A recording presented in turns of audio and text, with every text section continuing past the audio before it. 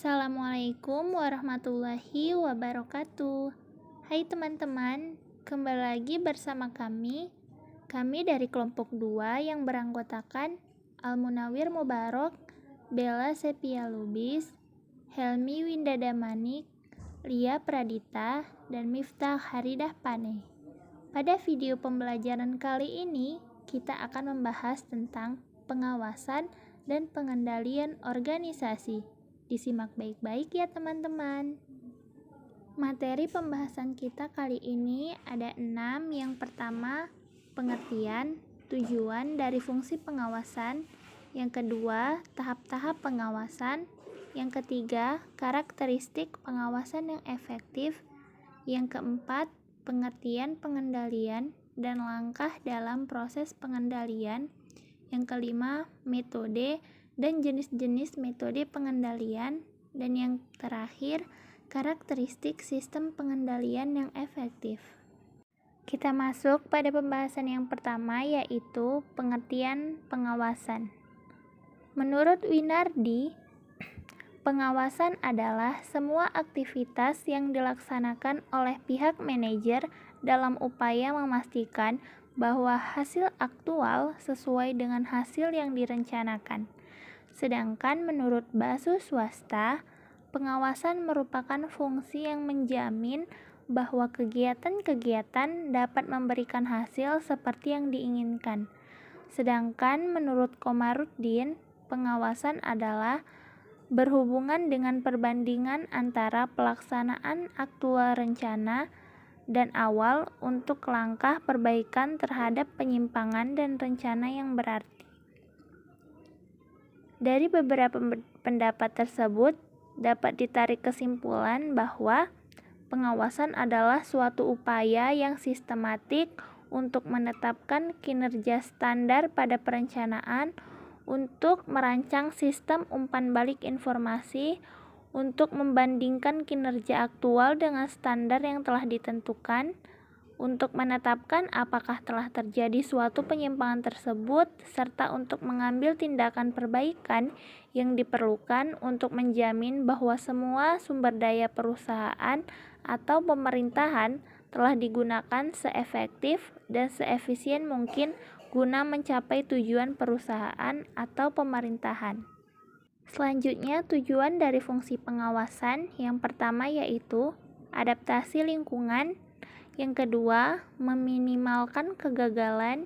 Yang ketiga, meminimumkan biaya. Dan yang keempat, mengantisipasi kompleksitas dari organisasi. Di slide berikutnya kita membahas tentang tahap-tahap pengawasan. Yang pertama, tahap penetapan standar. Tahap pertama dalam pengawasan adalah penetapan standar pelaksanaan. Standar mengandung arti sebagai suatu satuan pengukuran yang dapat digunakan sebagai patokan untuk penilaian hasil-hasil. 3 bentuk standar yang umum adalah: yang pertama, standar fisik, mungkin meliputi kualitas barang atau jasa, jumlah langganan, atau kualitas produk. Yang kedua, standar moneter, yang ditunjukkan dalam rupiah dan mencakup biaya tenaga kerja, biaya penjualan laba kotor, pendapatan penjualan, dan sejenisnya. Dan yang terakhir, standar waktu, meliputi kecepatan produksi atau batas waktu suatu pekerjaan harus diselesaikan. Tujuannya adalah sebagai sasaran kuota dan target pelaksanaan kegiatan yang digunakan sebagai patokan dalam pengambilan keputusan. Bentuk standar yang umum yaitu standar fisik, standar moneter, dan standar waktu. Yang kedua, tahap penentuan pengukuran pelaksanaan kegiatan digunakan sebagai dasar atas pelaksanaan kegiatan yang dilakukan secara tepat. Penentuan standar adalah sia-sia bila tidak disertai berbagai cara untuk mengukur pelaksanaan kegiatannya. Oleh karena itu, tahap kedua dalam pengawasan adalah menentukan pengukuran pelaksanaan kegiatan secara tepat. Pengukuran pelaksanaan kegiatan dapat dilakukan dengan menjawab pertanyaan sebagai berikut. Yang pertama, berapa kali atau how often. Yang kedua, apa atau what form. Dan yang terakhir, siapa atau who. Yang ketiga, tahap pengukuran pelaksanaan kegiatan. Beberapa proses yang berulang-ulang dan kontinu yang berupa atas pengamatan, laporan, metode, pengujian, dan sampel. Setelah frekuensi pengukuran dan sistem monitoring ditentukan, pengukuran pelaksanaan dilakukan sebagai proses yang berulang-ulang dan terus-menerus. Ada berbagai cara untuk melakukan pengukuran pelaksanaan, yaitu yang pertama, pengamatan atau observasi. Yang kedua, laporan-laporan, baik lisan maupun tulisan. Yang ketiga, metode-metode otomatis. Dan yang terakhir, inspeksi pengujian atau tes atau dengan pengambilan sampel. Yang keempat, tahap pembandingan pelaksanaan dengan standar dan analisa penyimpangan. Digunakan untuk mengetahui penyebab terjadinya. Yang terakhir, tahap pengambilan tindakan koreksi. Bila diketahui dalam pelaksanaannya terjadi penyimpangan, di mana perlu ada perbaikan dalam pelaksanaan. Bila hasil analisa menunjukkan perlunya tindakan koreksi, tindakan ini harus diambil. Tindakan koreksi dapat diambil dalam berbagai bentuk. Standar mungkin diubah, pelaksanaan diperbaikin, atau keduanya dilakukan secara bersamaan. Menurestasikan adanya penyimpangan. Yang terakhir, tahap pengambilan tindakan koreksi.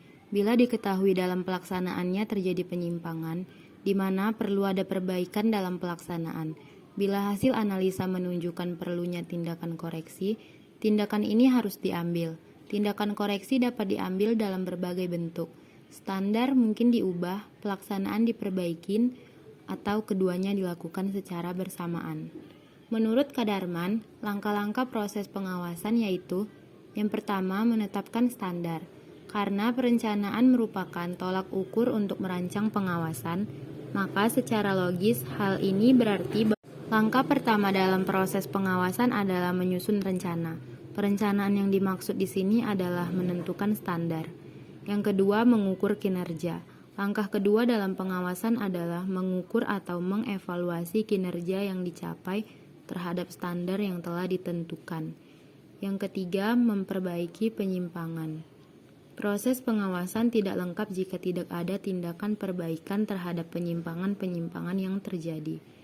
Menurut G.R. Terry dalam Sukama 1992 halaman 116, proses pengawasan terbagi atas 4 tahapan, yaitu: yang pertama, menentukan standar atau dasar bagi pengawasan. Yang kedua, mengukur pelaksanaan. Yang ketiga, membandingkan pelaksanaan dengan standar dan temukanlah perbedaan jika ada. Dan yang terakhir, memperbaiki penyimpangan dengan cara-cara tindakan yang tepat. Terry mengemukakan bahwa pengawasan terdiri daripada suatu proses yang dibentuk oleh 3 macam langkah-langkah yang bersifat universal, yakni: yang pertama, mengukur hasil pekerjaan. Yang kedua, membandingkan hasil pekerjaan dengan standar dan memastikan perbedaan apabila ada perbedaannya. Yang ketiga, mengoreksi penyimpangan yang tidak dikehendaki melalui tindakan perbaikan.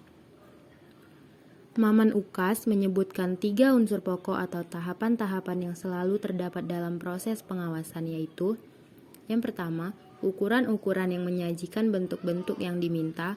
Standar ukuran ini bisa nyata, mungkin juga tidak nyata, umum ataupun khusus, tetapi selama seseorang masih menganggap bahwa hasilnya adalah seperti apa yang diharapkan. Yang kedua, perbandingan antara hasil yang nyata dengan ukuran tadi. Evaluasi ini harus dilaporkan kepada halayak ramai yang dapat berbuat sesuatu akan hal ini. Kegiatan mengadakan koreksi, pengukuran laporan dalam suatu pengawasan tidak akan berarti tanpa adanya koreksi. Jika dalam hal ini diketahui bahwa aktivitas umum tidak mengarah ke hasil-hasil yang diinginkan. Dari pendapat di atas, dapat disimpulkan bahwa proses pengawasan dilakukan berdasarkan beberapa tahapan yang harus dilakukan, yaitu menetapkan standar pelaksanaan atau perencanaan, sehingga dalam melakukan pengawasan, manajer mempunyai standar yang jelas. Yang kedua, penentuan pengukuran pelaksanaan kegiatan, mengukur kinerja pegawai sejauh mana pegawai dapat menerapkan perencanaan yang telah dibuat atau ditetapkan perusahaan sehingga dapat mencapai tujuannya secara optimal. Ketiga, membanding pelaksanaan kegiatan dengan standar dan penganalisa penyimpangan-penyimpangan. Dan yang terakhir, pengambilan tindakan koreksi, melakukan perbaikan jika ditemukan penyimpangan-penyimpangan yang Di slide berikutnya ada karakteristik pengawasan yang efektif. Yang pertama, akurat. Kedua, tepat waktu. 3, objektif. 4, terpusat pada titik-titik pengawasan strategi. 5, realistis secara ekonomis. 6, realistis secara organisasional. 7, terkoordinasi dengan aliran kerja organisasi. 8, fleksibel. 9, bersifat sebagai pertunjukan dan operasional. Dan yang terakhir, diterima para anggota organisasi. Berikutnya, tentang pengertian pengendalian. Sebuah organisasi juga harus dikendalikan, yaitu perangkat harus berada pada tempatnya untuk memastikan bahwa tujuan strategisnya dapat tercapai. Akan tetapi, pengendalian organisasi lebih rumit daripada mengemudikan sebuah mobil. Pengendalian adalah suatu proses pemantauan prestasi dan pengambilan tindakan untuk menjamin hasil yang diharapkan. Sedangkan proses pengendalian manajemen adalah proses di mana manajer pada seluruh tingkatan memastikan bahwa orang-orang yang mereka awasi mengimplementasikan strategi yang dimaksud.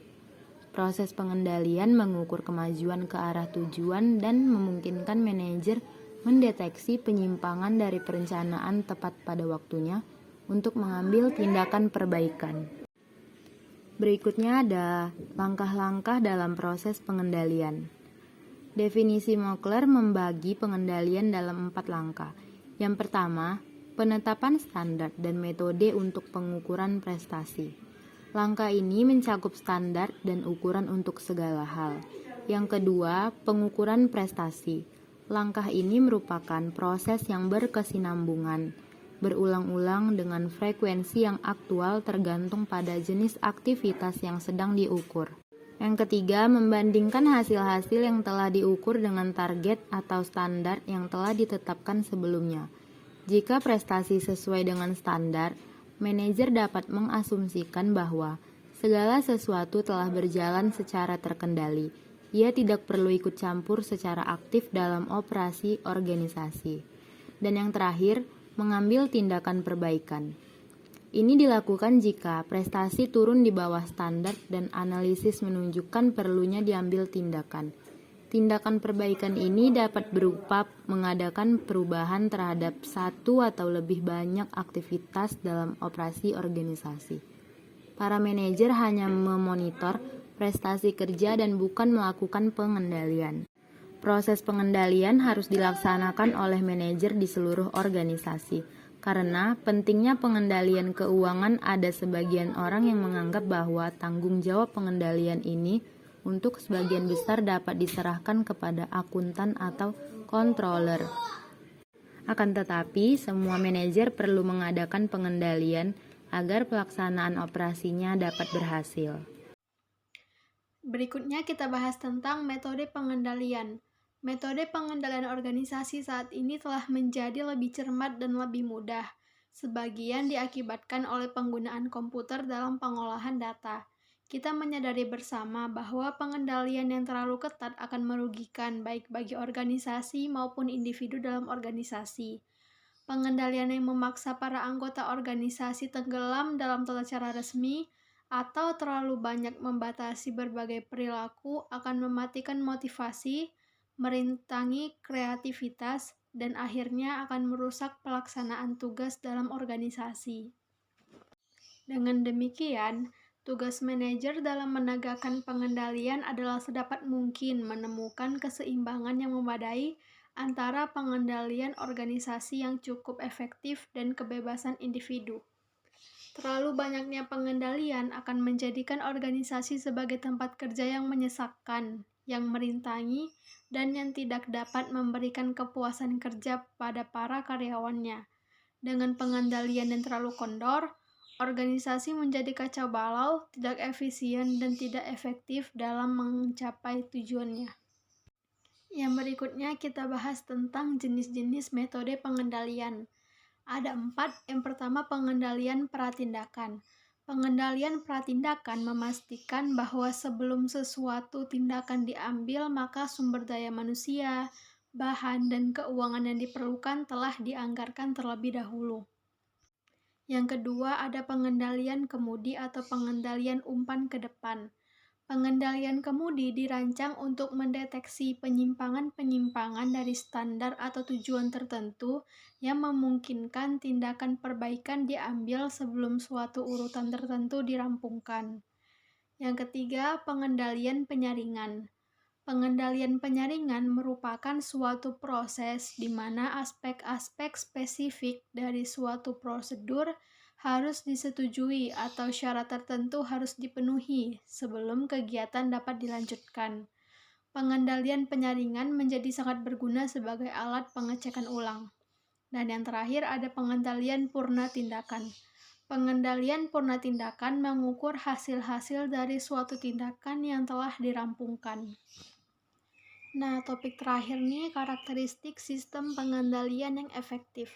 Sistem-sistem pengendalian yang dapat diandalkan dan yang efektif mempunyai karakteristik tertentu yang sama. Yang pertama itu harus akurat. Informasi tentang hasil prestasi itu harus akurat. Yang kedua, tepat waktu. Informasi yang harus dikumpulkan, diarahkan, dan segera dievaluasi jika hendak diambil tindakan tepat pada waktunya untuk menghasilkan perbaikan objektif dan komprehensif. Informasi dalam sistem pengendalian harus dapat dipahami dan dianggap objektif oleh individu yang menggunakannya. Dan yang ketiga, dipusatkan pada tempat-tempat pengendalian yang strategis. Sistem pengendalian sebaiknya dipusatkan pada bidang-bidang yang paling banyak akan terjadi penyimpangan dari standar, atau yang akan menimbulkan kerugian paling besar. Demikianlah materi kita pada hari ini, lebih kurangnya kami mohon maaf ya. Kapan-kapan lagi. Assalamualaikum warahmatullahi wabarakatuh.